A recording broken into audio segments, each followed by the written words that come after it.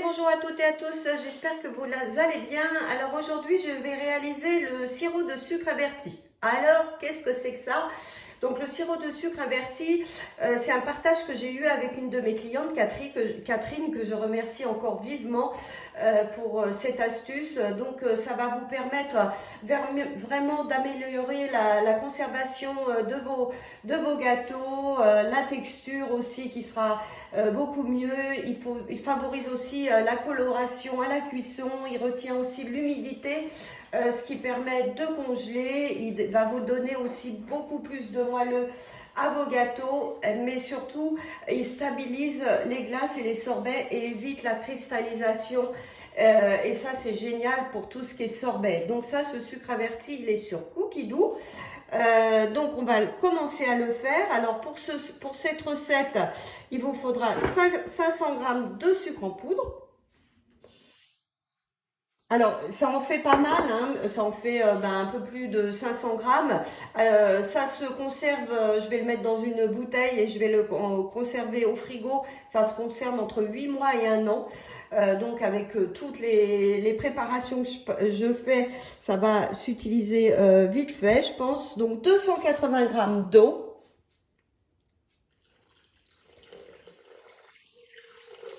Normalement, j'avais mis ce qu'il fallait.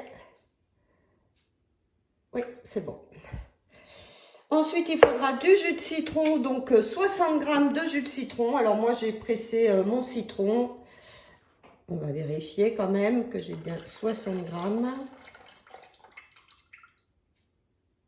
Ah, il m'en manque un petit peu.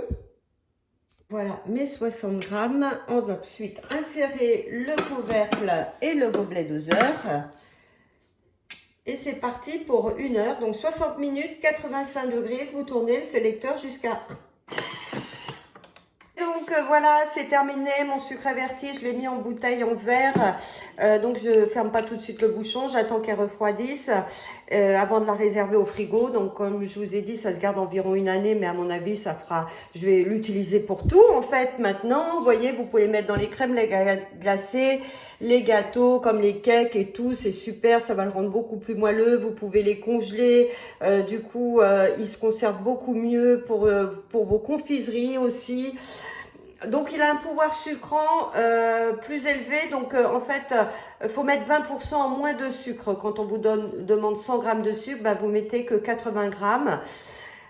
Voilà, donc écoutez, j'espère que cette petite vidéo vous a plu, cette petite astuce du sucre inverti, ce qui est vraiment super. Donc si vous aussi vous avez des astuces, n'hésitez pas à partager.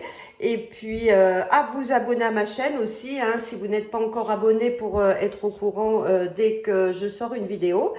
Et puis je vous dis à bientôt pour d'autres recettes avec le sucre inverti. Je vais sûrement faire le sorbet.